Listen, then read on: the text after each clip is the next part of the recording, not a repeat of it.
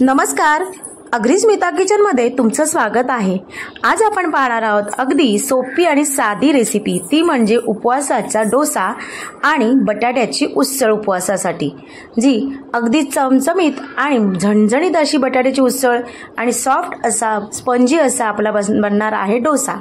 तर कशा पद्धतीने बनवतोय, आता उपवासाचा डोसा बनवण्यासाठी घेणार आहोत। इथे वरी तांदूळ घेतलेले आहेत, हे 1 वाटी अशी घेतलेले आहेत वरी दाणे, आणि हे स्वच्छ धुवून घेतलेले आहेत 2-3 पाण्यामध्ये।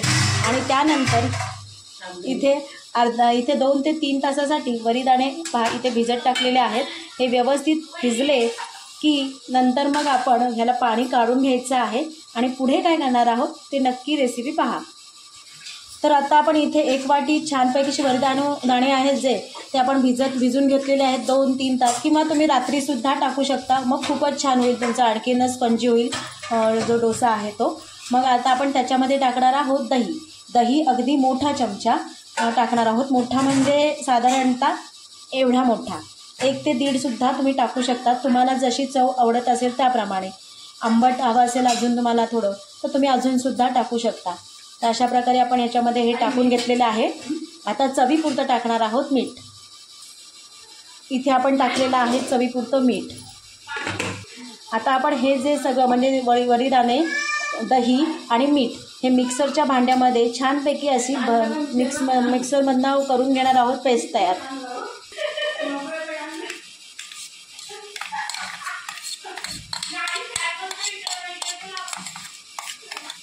सगळं असं मिक्सरच्या भांड्यामध्ये आपण टाकून घेत आहोत आणि अगदी 1 चमचा आपण ह्याच्यामध्ये पाणी टाकणार आहोत, म्हणजे पेस्ट चांगली तयार होईल।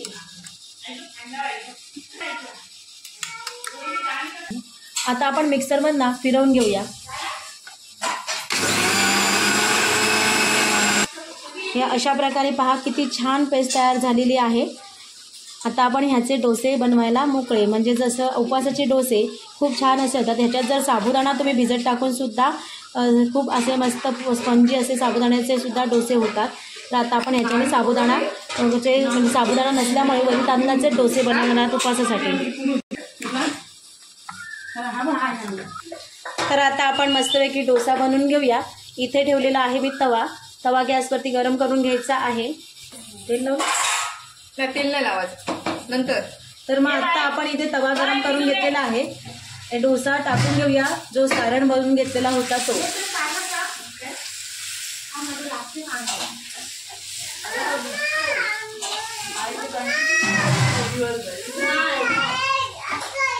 अडकला आई, तुमचा मोडते जाती बघा, तोडेल नाही मंगळसूत्र अडकलंय बोलते। आता आपण ह्याच्यावर ठेवूया झाकण, किती मिनिटासाठी? अगदी 2-3 मिनिटासाठी आपण ह्याच्यावर ठेवणार आहोत झाकण। अगोदर एक काढून घेतला आणि हा दुसरा एक आत्ता परत आपण टाकलेला आहे, तो उलटून घ्यायचा आहे। एकदा खालच्या बाजूला चांगला असा शेकलेला आहे, पहा खूप सुंदर असा दिसत आहे। आणि हा परत दुसरा एक टाकलेला आहे, जाळी अशी छानपैकी सुटलेली आहे त्याला, तुम्हाला डोस्यासारखी जशी वरून जाळी सुटलेली दिसते त्याप्रमाणे इथे तुम्हाला दिसत आहे जाळी सुटलेली।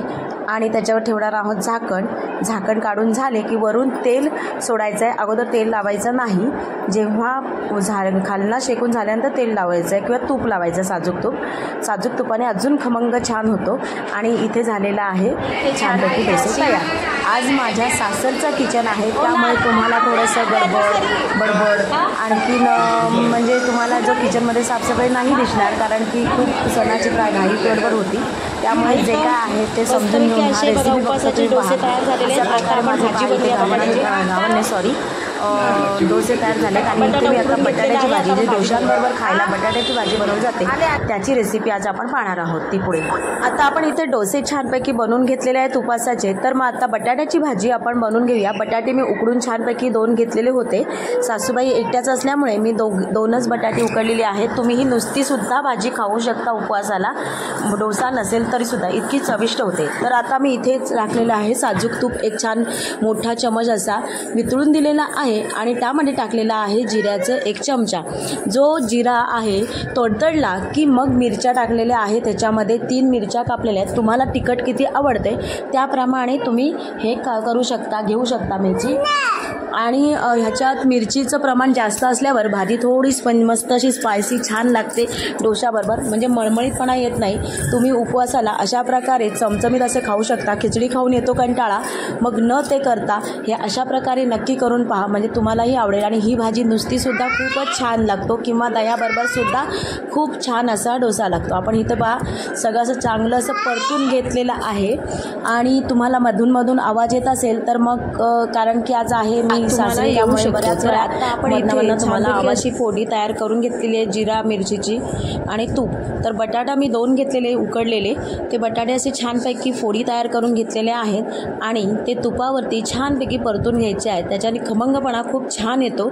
आणि मिरची जास्त टाकलीत ना थोडी तर तिखट खूप छान लागते. डोस्याबरोबर खायला असं मळमळीत न लागता डोसा खाताना खूप छान लागणार आहे. जशी आपण बाहेरचा डोसा खातो त्याप्रमाणे उपवासाचा डोसासुद्धा खूप छान लागणार आहे. आता चवीपुरतं मीठ टाकलं इथे.